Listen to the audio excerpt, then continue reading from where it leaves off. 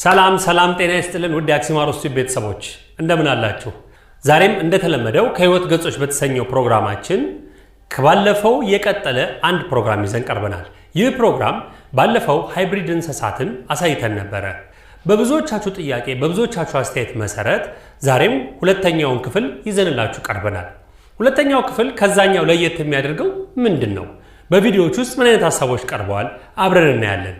ግን የሚገርማችሁ በባለፈውም ባቀረብኩላችሁ ፕሮግራም አሁንም በማቀርብላችሁ ፕሮግራም ከተለያዩ እንስሳት የተለያዩ ዘረመልን ወስደው የተለያዩ እንስሳትን ቢፈጥሩም እንኳን እነዛ የተፈጠሩ እንስሳት አሁንም እርስ በርስ መራባት አይችሉም ወይንም የተፈጠሩት እንስሳት መውለድን ወይም ደግሞ ዘራቸውን ማስቀጠል አይችሉም። ግን ሳይንስ ባመቻቸላቸውና በተፈጠረው ግን እንደተፈጠሩ ሆኖ መቆየት ይችላሉ። አያችሁ የእግዚአብሔር ጸጋ ብዙ የሚመረመር ጥበብ ስላለው ሰው የሚደርስበት አይነት አይደለም። እነዚህ ከተፈጥሮ ሐሳቤ ውጪ ወይም ግራ ዘመም በሆነ ሳይንስ የተፈጠሩ እንስሳት ጥቅምና ጉዳታቸው ምንድነው? በዛሬው ግን ከተፈጠሩት ውስጥ አንደኛዋ ለሰው ልጆች ዋጋ የከፈለች እንስሳት ናት። ያቺ እንስሳ ማነች? ከቪዲዮ በኋላ መለስ ብለን እናወራለን። አብራችሁን ቆዩ። በዱር አራዊት መሸሸጊያ ቦታዎች ውስጥ በዱር ግርማና በሰው የማወቅ ጉጉት መካከል ያለውን መስመር የሚያደበዝዝ ፍጡር አለ። ይህም ፍጡር ቲጎን ይባላል። ከወንድ ነብርና ከሴት አንበሳ ጥምረት የተወለደው ቲጎን አስደናቂና ያልተለመደ ነው። ከታዋቂው የአጎቱ ልጅ ሊገር በተለየ ቲጎን በአጠቃላይ ትንሽ ነው። ብዙ ጊዜ የነብር ግርፋትና የአንበሳ ነጠብጣቦችን ይወርሳል። ነገር ግን ቲጎን ከእይታ ማራኪነት ያለፈ ነገር አለው። ቲጎኖች የጄኔቲክ ጉተታ ጦርነትን ይወክላሉ። ከሁለት ዋና አዳኞች በደመ ነፍስ የተዋሃዱ ናቸው። ሆኖም ብርቅነታቸው በባዮሎጂ ምክንያት ብቻ አይደለም፣ ስለ ባህሪያቸውም ጭምር ነው። ነብሮችና አንበሶች የመኖሪያ ቦታቸውን አይጋሩም። አንድ ላይ ቢሰባሰቡም ብዙውን ጊዜ አይገናኙም። አብሮነታቸውም የተራራቀ ነው። ነገር ግን አንዳንድ ጊዜ ወይም አልፎ አልፎ በሚኖሩበት ፓርክ ውስጥ ሊገናኙና በአንድ ስፍራ ሊታሰሩ ይችላሉ። ቲገኖች በጤንነት መታወክ ምክንያት ሊሰቃዩ ይችላሉ። አቋማቸውንና የአካል ክፍሎቻቸውን ጨምሮ ተፈጥሮ ሁልጊዜ የእኛን ሙከራዎች እንደማይቀበል ያሳየናል። ነገር ግን ህልውናቸው ስለ ክሮሞሶም ተኳኋኝነትና ስለ ድብልቅ ድንበሮች ግንዛቤን ይሰጣል። ቲገን ስህተት አይደለም። ስህተቱ ግራ ዘመም በሆነ ሳይንስ ለእንግልት የፈጠሯቸው ተመራማሪዎች ድርጊት እንጂ። ነገር ግን ደግሞ የጄኔቲክ ሚዛኑ ምን ያህል ቀጭን እንደሆነ የሚያስታውሰን መልእክትም ጭምር ነው። ዞርሲ ይህ የዱር እንስሳ እንደ ዞንኪ እንደ በቅሎ ታማኝና በተፈጠረበት ዓለም በትንሽ እንስሳዊ እሳቤ በዝርው የሚንቀሳቀስ ነው። ተመራማሪዎቹ ከሜዳ አህያ ልዩ ተፈጥሯዊ የቀለም ውበት ከፈረስ ታታሪነትና ታማኝነት ሁለቱንም በማጣመር ዞርሲን ያገኛሉ። ከቅዠት ልብ ወለድ በማለፍ ቀጥታ የሚመስል ድብልቅን ይፈጥራሉ። ታዲያ ዞርሲ ከወንድ የሜዳ አህያና ከሴት ፈረስ የሚፈጠር የእንስሳት ዝርያዎች ናቸው። የቀለም ፊርማቸውም ከሜዳ አህያ ቡናማ ነጠብጣቦችን በመውሰድ ግራጫ ወይንም ወርቃማ ጸጉር ቀለም ላይ ተቀምጠዋል። ውበታቸው ግን ውስብስብነት አለው። ዞርሲዎች ንጹዎች ናቸው። ልክ እንደ በቅሎች መራባትን የሚከላከሉ ያልተጣመሩ ክሮሞሶሞችን ይወርሳሉ። ይህ ማለት አይወልዱም ማለት ነው። አሁንም እነሱ ጠንካራና ቀልጣፋ ናቸው። በአፍሪካ ሀገራት ውስጥ ዞርሲ ከሜዳ አህያና ከፈረስ በተሻለ በሽታን በሚቋቋሙባቸው ክልሎች በእግር እንዲጓዙ ተደርገው ተመራምረውባቸው በሽታን በመቋቋም ረገድ ከፍተኛ አቅም እንዳላቸውም ተረጋግጧል። ግን አትታለሉ፣ ዞርሲዎች ቁጣዎች ናቸው። የሜዳ አህያ የዱር ደመነፍስ ብዙውን ጊዜ የበላይ ሲሆን ይህም ለማሰልጠን አስቸጋሪ ያደርገዋል። ምናልባት ይህ የዞርሲ ታሪክ ነው። የቤት ውስጥ ገደቦችና የተፈጥሮ ውስጣዊ ስሜቶች ብዙውን ጊዜ እንዴት እንደሚዋጉ አስተውላችሁ ታውቃላችሁ?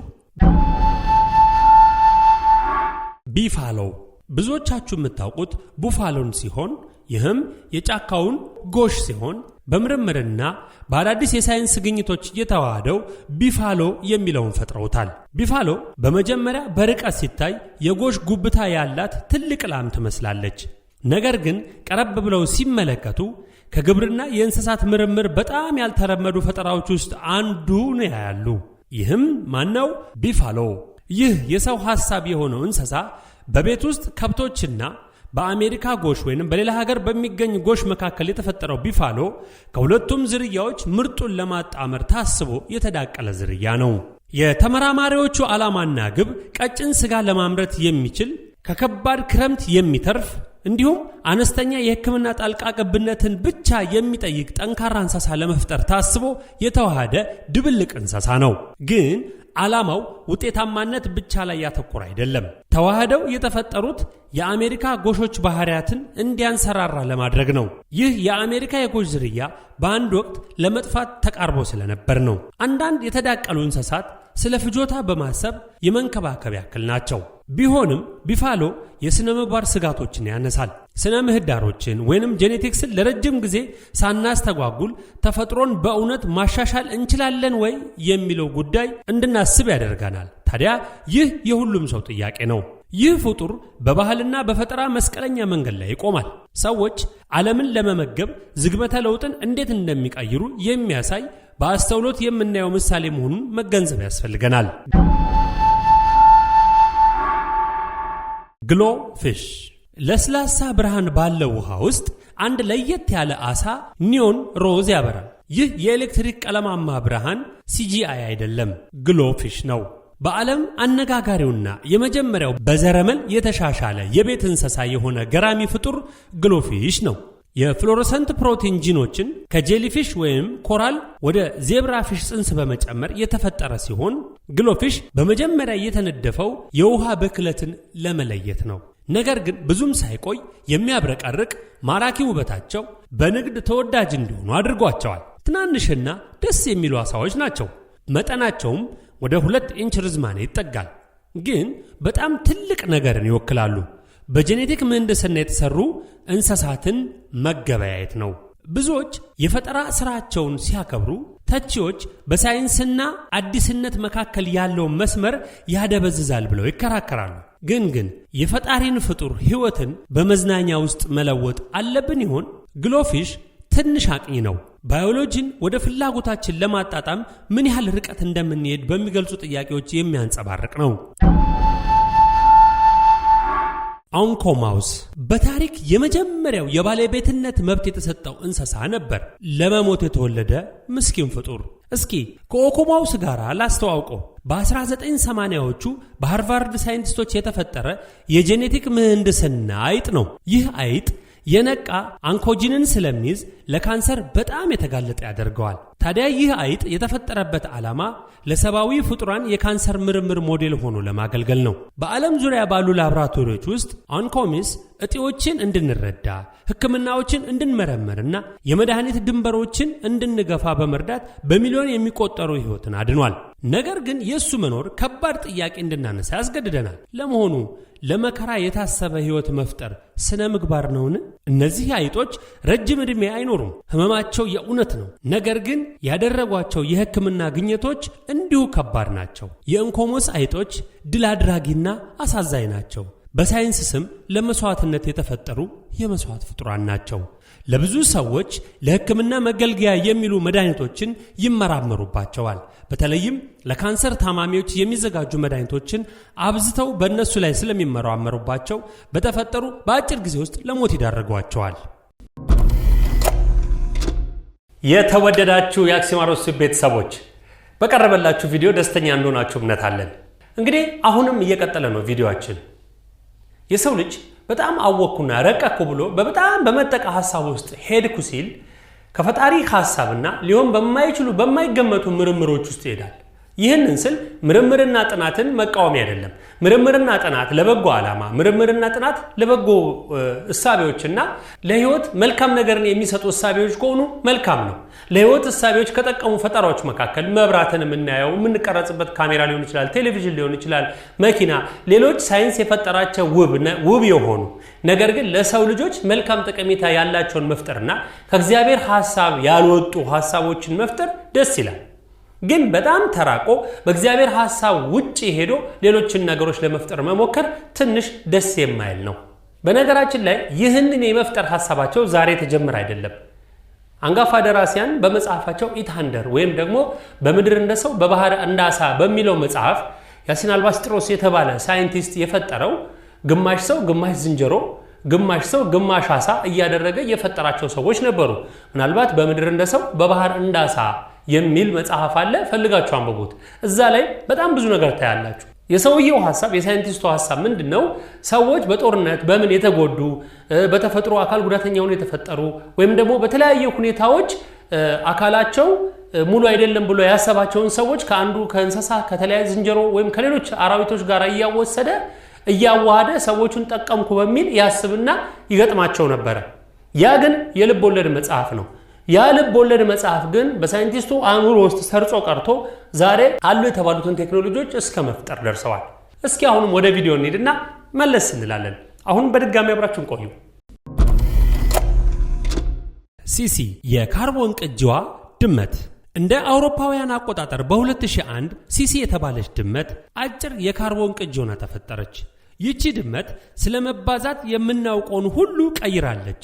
የመጀመሪያዋ የቤት እንስሳም ነበረች። ቀስተ ዳመና ከሚባል ከሌላ ድመት ዲኤንኤ የተፈጠረች የቤት ውስጥ አጭር ጸጉር ያላት ድመት ናት። ሲሲ ስትፈጠር ግን የዘረመል እናቷን ምንም አትመስልም። የሱፍ ጥለት ባህሪዋ፣ ሁሉም ነገሯ የተለየ ነው።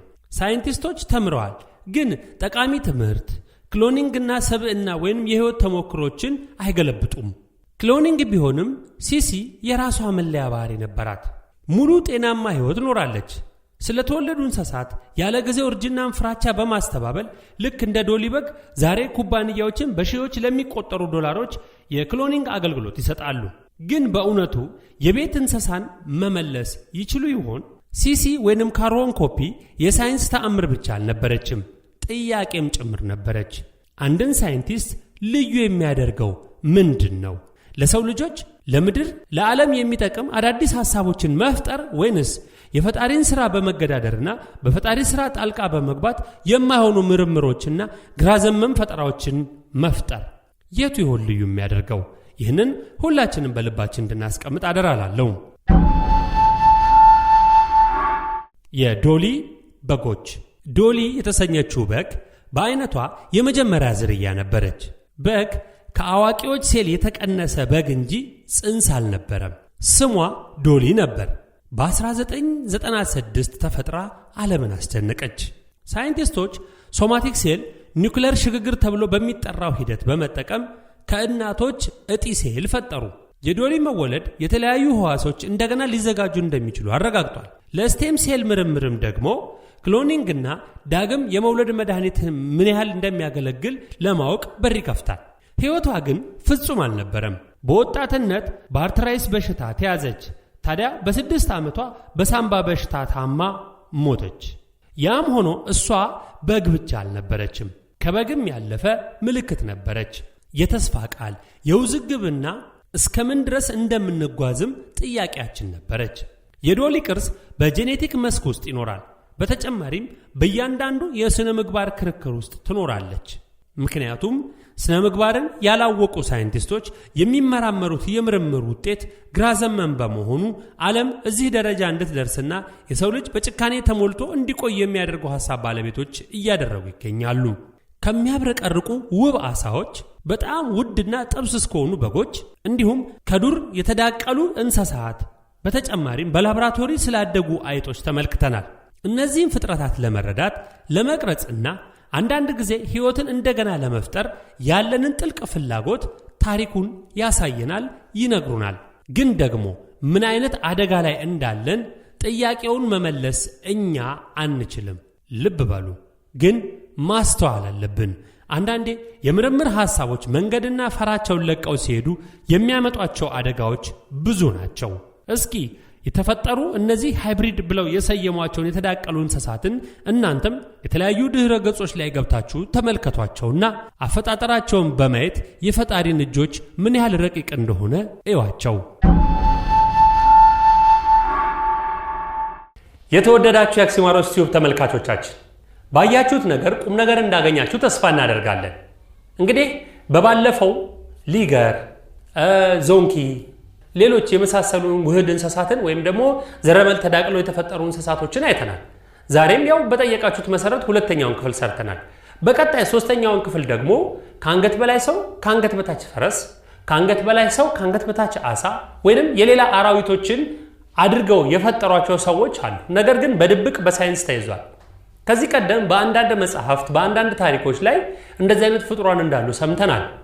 ያ ነገር እውነት ነው ውሸት ነው የጠለቀ ነገር የለም። ግን በደንብ መርምረንና አይተን ያለውን ነገር ለማቅረብ ጥረት እናደርጋለን። ዛሬ ባያችሁት ነገር ደስተኞች ከሆናችሁ ከወደዳችሁት ከተመቻችሁ ላይክ ሰብስክራይብ እና ለሌሎች ደግሞ እንዲደርስ ሼር አድርጉና ተመልካቾቻችንን ከፍ እናድርጋቸው። ለዛሬ የነበረን ቆይታ ይመስላል። በሚቀጥለው እስክንገናኝ ቸር ያገናኘን። ሰላም